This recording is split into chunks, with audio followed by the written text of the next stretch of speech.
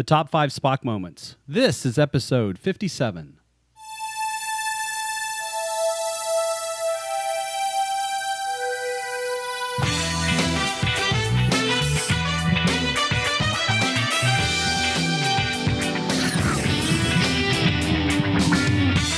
You're listening to 70s Trek with Bob Turner and Kelly Casto, the fan podcast that looks at Star Trek in the 1970s. It was the decade that built a franchise.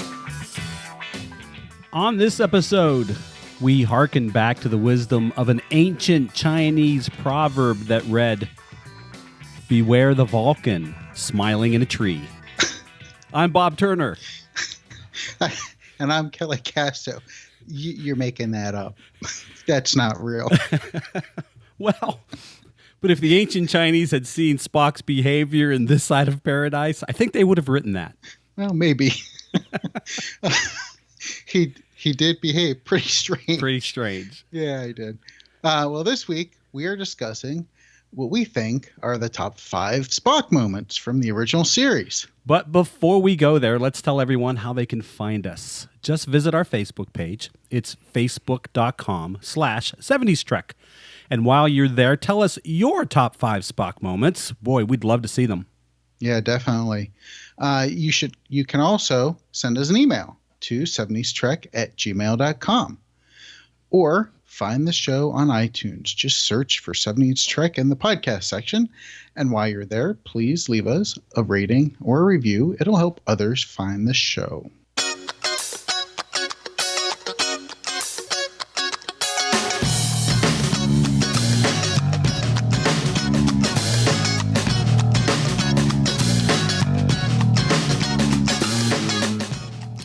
Well, you'd think that playing an unemotional character like Mr. Spock would have been easy for an actor like Leonard Nimoy. But in fact, it was just the opposite. In his 1975 book, I Am Not Spock, he shared how he had to get into character and stay that way throughout the week.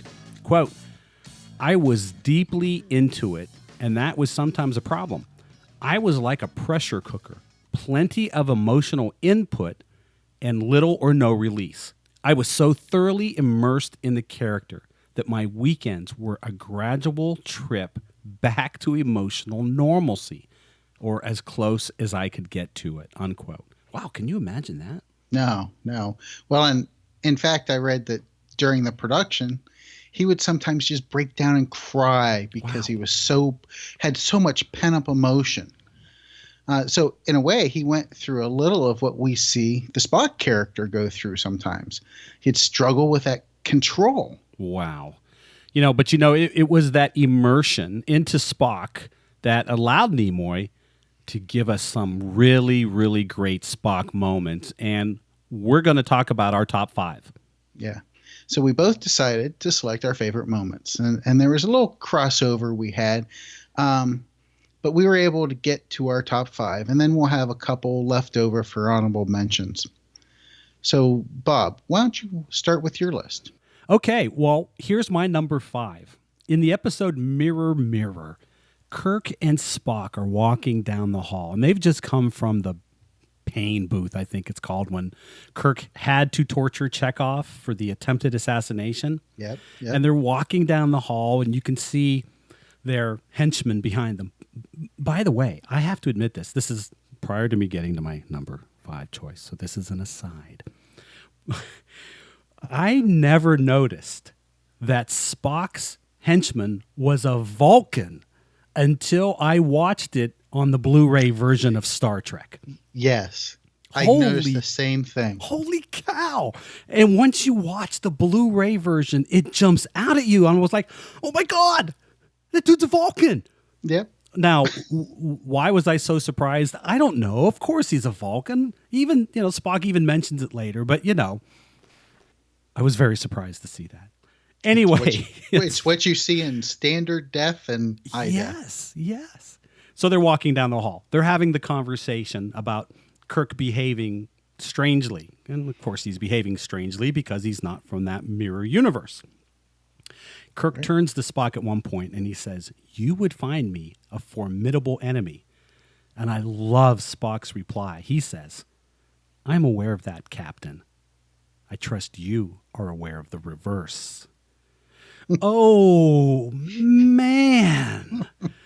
For a dude that is unemotional, boy, did he make me feel with that comment. It sent chills down my back. Yeah, that's stone cold. Yes, that's a great way to describe it. That it is stone cold. It is cold.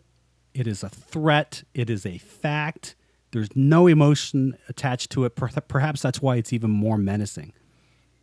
Yeah, I think so. Aside from the goatee. Yes. Yeah. And again, he's got a Vulcan backing him up. So. Right. All right. What was your number 5? My number 5 was Trouble with Tribbles.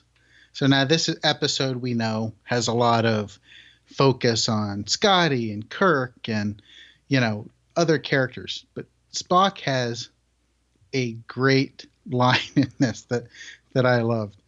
He says, "A most curious creature, Captain. Its trilling seems to have tranquilizing effects on human nervous systems. Fortunately, of course, I am immune to its effects." But it's the way he says it too. He's like like petting it, and he says, "And I am immune." Yeah, all the humans around him are forgets cuddling himself. him, and then he's just like nonchalantly petting it. But yes, and then he realizes everyone's looking at him, and he's got that startled expression on his face. Oh, well, of course this isn't for me. He doesn't say that, but that's his body language. Right. You were busted, Spock. That is your human side. That's right. That's great. That is a great moment. It is. So what's your 4? Well, in the episode The Changeling, after Kirk has talked Nomad into sterilizing himself, basically, and let's face it, there's nobody who can talk an aberrant computer into doing something better than Captain Kirk. He totally whips Nomad into self-hate at the end of this episode.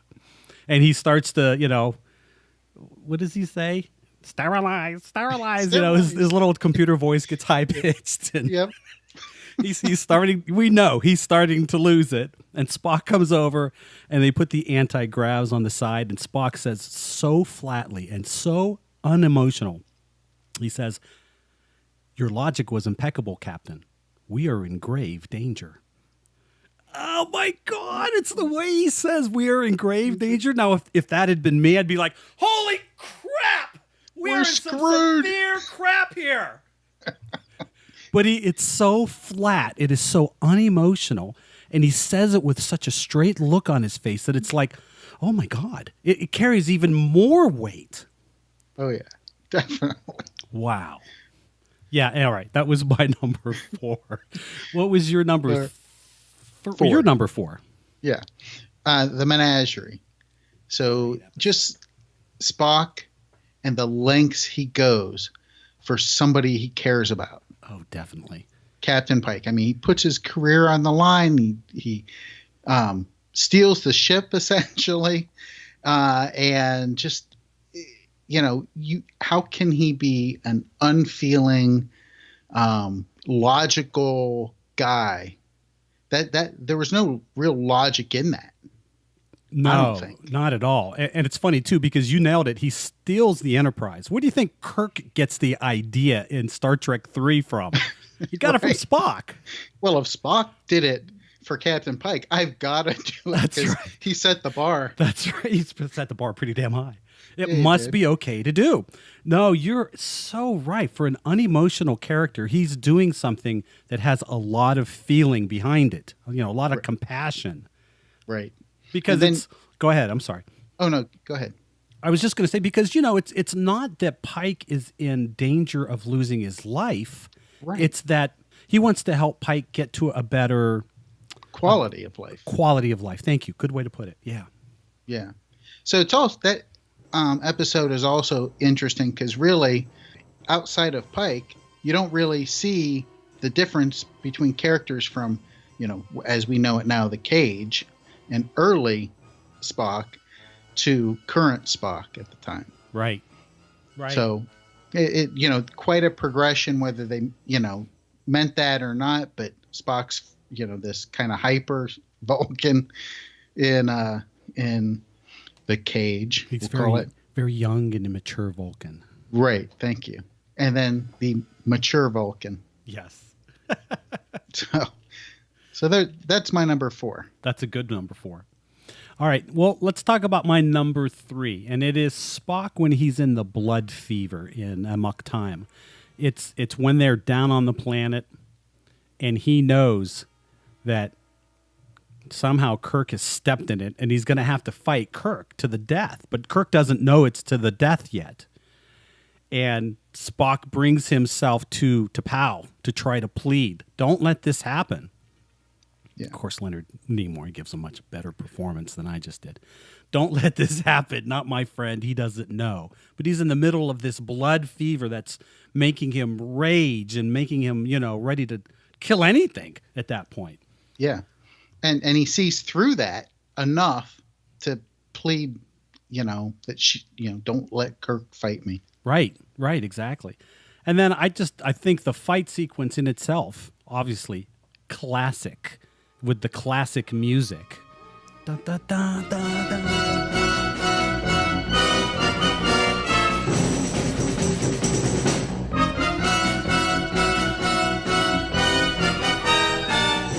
Orchestration is much better than what I can do. Yes, of course it is. But that's a classic scene. Kirk and Spock fighting each other.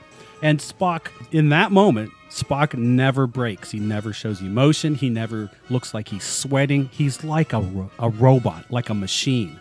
Yeah. And in the meantime, Kirk's dying. He's killing himself. You're just trying to stay, even. Yep. And then Spock, when he realizes, I killed Kirk. Oh, my gosh.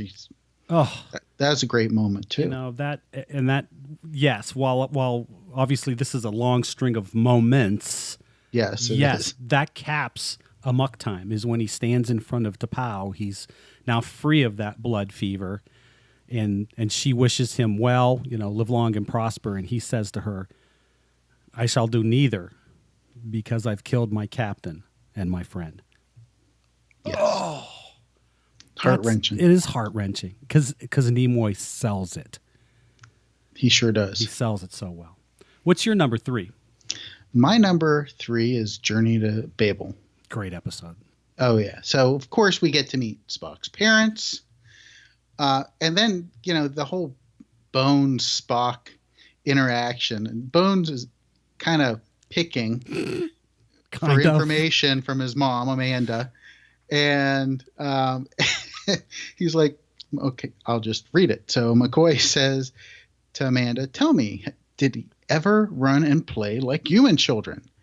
And Amanda says, well, he did have a pet sea lot he was very fond of. McCoy, like sea lot? Amanda's, sort of a fat teddy bear. How about McCoy's face? His face just lit up. He just lit up like he just got ammo for years. A teddy bear? He says a teddy bear. And so, after Amanda and Sarek leave and McCoy is there with Kirk, I believe, and Spock, McCoy looks at him and says, teddy bear? Yeah. And Spock says, not precisely. On Vulcan, the teddy bear is alive and they have 6-inch fangs. It's like, okay. You thought you had me. That's right. Boy, but nope, not this time. You thought you were going to burn me? I doubled back and burned you back. Right. There's no burn on my side, burn on your side. But then another interesting thing on that episode, Spock applies his logic of the good of the many outweigh the needs of the few or the one. Yeah, even though they don't verbalize it that way. Right. That's exactly what he does. He does. And, and the situation is his dad needs a blood transfusion or he'll die, but they're in the middle of some tense things going on. The ship could be at risk. They've got, something coming at them, and he has to stay in charge of the ship because Kirk is down and out. So kind of really like that moment as well when he's fighting with his mom basically on that. That's a tearjerker too when she slaps him because she can't believe he won't help his father. And right. She's pretty torn up about it too, and you can see the look on Spock's face. Again, Nimoy playing this supposedly emotionless person with emotion just under the surface. Yeah, incredible. Very well done. Yeah. All right, should we go to number 2? Yeah, number 2. Well, my number 2 Spock moment is during the naked time. And it's that scene that probably everybody has seen and would remember when Spock gets infected by the infection that acts like alcohol. It takes away your inhibitions. And he goes into the briefing room because he can feel himself losing control, and he doesn't want to do it in front of anyone. And he goes into the briefing room, the doors close, and he just sort of collapses against the doors and begins to break down. And I just thought that the way Nimoy portrayed that moment was really intense. You can see that struggle. Spock's mind is trying to grasp anything logical to hold on to. He grabs onto the word 2, and then he changes it into the number 2, and he says 4, 6, but he can't go any further, and he breaks down and starts crying. Yeah. Oh, he just did such a wonderful job playing that. And I've read that he and the director kind of talked about this, and Nimoy said, "You know what? I've got something in mind. Just bring the camera into the room and let me do this. And you tell me if it works." Yeah, a lot of this was all Nimoy. Wow. Yeah. Pretty powerful stuff. How about your number 2? All right. My number 2 is The Devil in the Dark. So we'll start off with the little lighthearted side of this. So Kirk is trying to prevent Spock from going on the search or the hunt for the Horta. And, for whatever reason, Kirk doesn't want him involved. And first he tells him, "Hey, go help Scotty with the circulation pump. We really need that going, and your expertise is needed there." And Spock's like, cold logic. "No, Scotty knows this stuff much better than I do. I'd be in his way more than anything." And then Kirk says, "Okay, I can't risk, for the sake of the ship, the first officer and the captain going on this hunt. What happens if we both die? We're both killed. The risk is just too high." So, the cold logic comes in. So he applies his cold logic to the situation, and he says, "Captain, there are approximately 100 of us engaged in this search against one creature.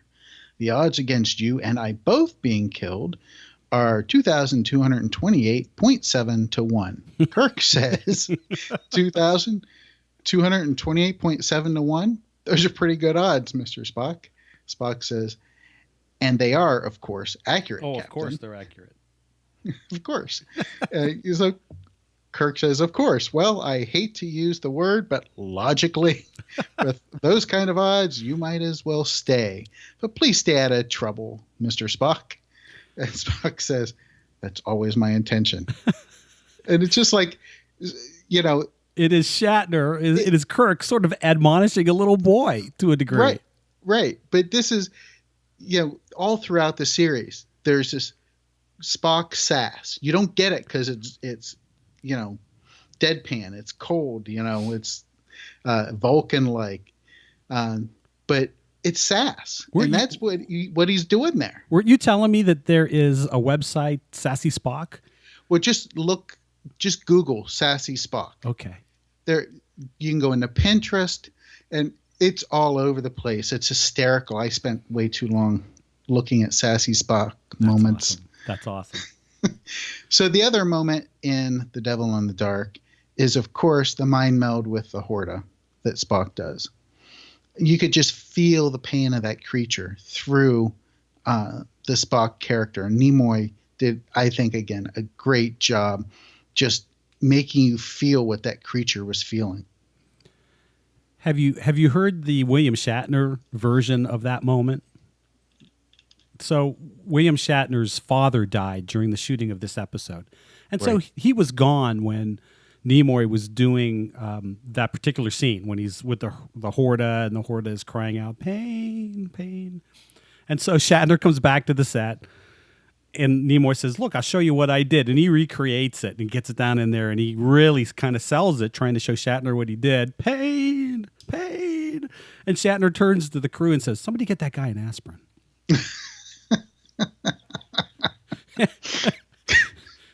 And you got to give Shatner that moment because smart ass. His dad just died, but smart ass. But yeah, I think Nimoy was a little miffed. Yeah, I think he was too. You can kind of understand why. Oh yeah, definitely. Bitch. All right, so Bob, what was your number one? My number one. Smiling Spock hanging from a tree. Well, of course, that ancient Chinese proverb. That's right. From this side of paradise. Look, first of all, this happens, about 3/4 of the way into the season. So if you've been watching, you've got a good sense of who these characters are, Spock included. And so to see... I am thinking about it, and it's making me laugh. To see Spock hanging from that tree, it still cracks me up every time I see that episode. But I just love this exchange.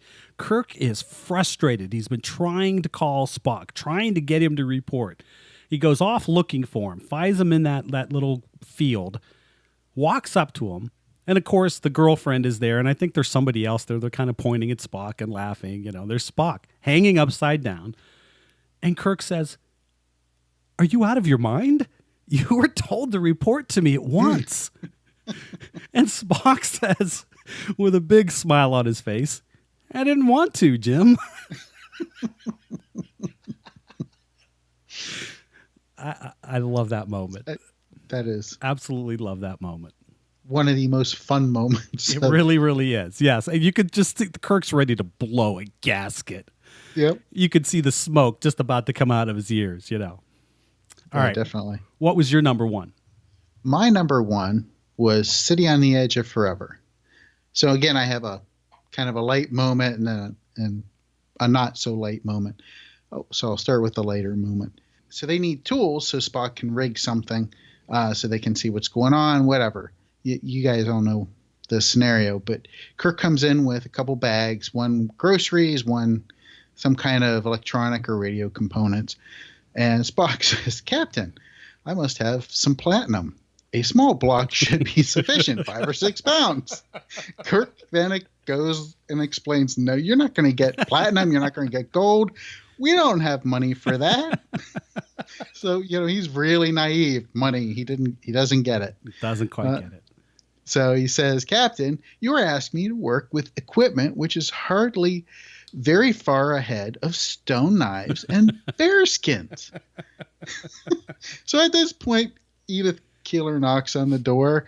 Kirk opens it. She sees Spock's device that he's constructing, the little electric thing going up the antennas and whatever. And she goes, "What on earth is that?" Spock says, "I'm endeavoring, ma'am, to construct a mnemonic memory circuit using stone knives and bear skins." Just his sassy snarkiness. Spock. Sassy Spock. Sassy Spock, right. I mean, don't you think Kirk at some point would just look at him and go, "Seriously, with this again? Haven't we talked about this?" Right. Right. Now, the ironic thing, until I started looking at Sassy Spock, I didn't even pick up on that moment.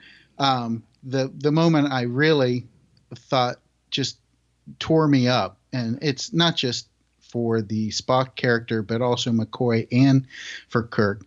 And that's, of course, when Edith Keeler dies.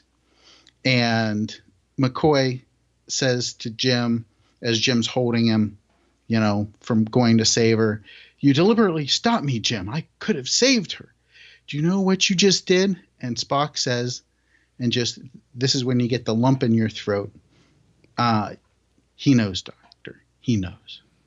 And again, there's Nimoy playing. I go back to saying the same words, but I can't emphasize it enough. Nimoy playing this unemotional character that's delivering emotion. It's the subtle nature that he does it. Yes, very much so. And, very much so. In this case, I think that was him being the most human of almost everybody on the set at that point. Yes. Isn't that interesting, too? Because, Wrath of Khan, Spock is dead, and Kirk says, of all the souls I've known in the universe, his was the most human. Yes. He thinks of Spock in that way. He does. Good stuff. You had a good 5. Do you have any honorable mentions? Yeah. So let me give me one, and then I'll give one. Okay. So my first honorable mention would be This Way to Eden. And just, it's real simple. Spock is the only one really connecting with these hippies. He's kind of cool in that episode. He is. He's hanging with him. He's in one point jamming.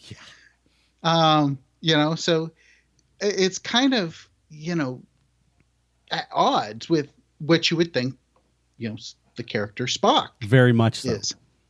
Yes, and the youngest guy in the crew, Chekhov, is actually a square. Right. So that one just was, I don't know, kind of stuck out at me across the whole season. I agree. That's always been kind of cool when you watch that episode. Well, here's my first honorable mention. In the episode Mirror, Mirror, again, Mirror, Mirror, Spock is in his quarters and he's talking to Sulu. Sulu's sort of had listened in to Spock talking to Starfleet and knows that Starfleet has ordered Spock to kill Kirk if Kirk doesn't kill and destroy the Hawkins. Okay, everybody's up to speed now. Okay. And Spock says to Sulu, if I am successful, you see yourself a step nearer to the captaincy. I do not want to command the Enterprise, but if it should befall me, I suggest you remember that my operatives would avenge my death, and some of them are Vulcans. Okay, first of all, that language, holy cow, that language is so formal, right? Yes. That is not, that, you and I would say, hey, look, you think you're going to get to be captain. Well, hey, if something happens to me, my people are going to kick your ass. Right. I mean, the language is so formal, and yet Nimoy delivers it with a threatening tone, with cold menace in his voice. And some of them are Vulcans. And you're like, oh, geez, good. I got a shiver up my back. Right. Okay.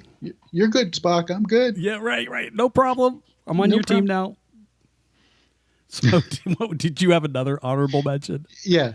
So the Cloud Miners. I'm calling this Smooth Talker Spock. So Droxine says as Spock comes in, she's meeting him for the first time. She says, I never before met a Vulcan, sir. And Spock says, nor I a work of art, madame. Yeah, right. He's like hitting on her. Yeah, it's like, and the best part is Kirk turns his head as they're going out of that scene and just looks at him, and just, you can see he's saying, stud, you hound dog. I'm going to learn my moves from you. I'm checking the calendar. What's the date? Has it been 7 years? No, it's only been a year. What's up with you, dude? Right. You're off your clock, We man. just did this last season. It's supposed to be 7 years. Yep. You need to control yourself. I just bust up laughing every time I see that. It is. And he kind of compliments her like that a couple of times throughout the episode. Oh, yeah. I mean, at one point, and I can't remember the dialogue, but she says something back to him, and she's kind of, you can tell she's a little flutter. She's almost on the verge of throwing herself at him. Well, right. And if you remember the costume she's wearing. Oh, well, I kind of remember it, ... Yes. All right. What's your other Mine's honorable not mention? as good as yours. I'll say that. All right. I'm talking about the Doomsday Machine. I love this scene. So do I. They're I know on the what you're going bridge. to say. Yep, they're on the bridge. Kirk is on the Constellation. Decker has taken command of the Enterprise, and Kirk is on the communicator saying, Spock, I'm giving you an order. On my authority as captain of the Enterprise, you're to take command. And Spock steps down to Decker's side and says, Commodore. Now, I love this because the music is perfect. Oh, the acting is perfect. You know, Decker says, "I don't recognize your authority to relieve me." Yeah, it was pretty darn close. That was close, wasn't it? Yeah, it was. And Spock says, "You may file a formal protest with Starfleet Command, assuming we survive to reach a starbase, but you are relieved. Commodore, I do not wish to place you under arrest." And Decker says, "You wouldn't dare." And Spock motions for security guards to come down to the sides. And Decker looks at him and says, "You're bluffing." And I love this. Spock says, "Vulcans never bluff." And Decker just like looks around. He's like, "Crap." And he says, you can tell like the character is mustering all of the bluster that he has left, which isn't much. And he says, No, I don't suppose they do." "Very well, Mr. Spock, the bridge is yours." It's like all he has left. He knows, Decker knows he's got nothing. He's got nothing left. But that's a great scene. Vulcans never bluff. Yeah, Absolutely. Good That's stuff. awesome. Do you have any closing thoughts before I wrap? Well, there's so many Spock moments that there are. You know, that it was very hard to narrow this down.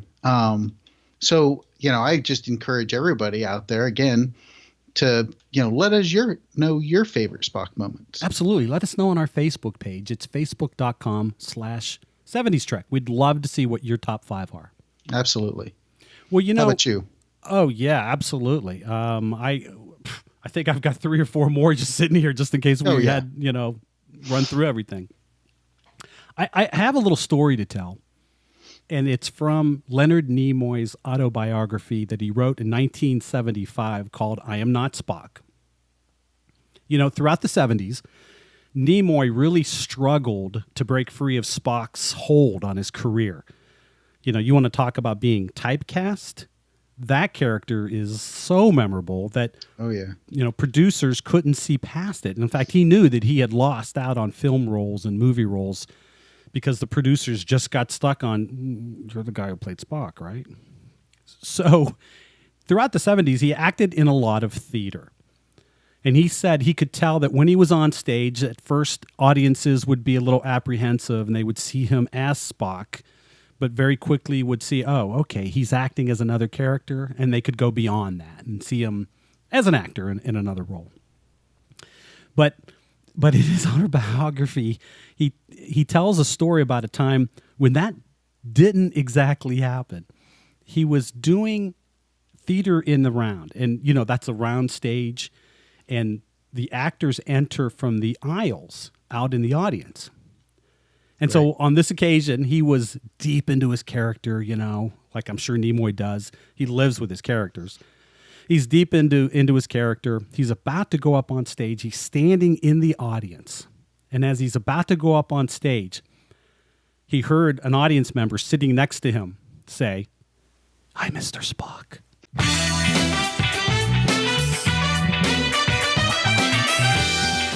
On our next episode, we will discuss a magazine that covered Star Trek extensively in the 70s. It's Starlog Magazine. See you then. Thanks for listening to 70s Trek, an independent fan production. Join us next week as we explore more about the production, the actors, the producers, and the influencers of Star Trek in the lost decade of the 1970s on 70s Trek.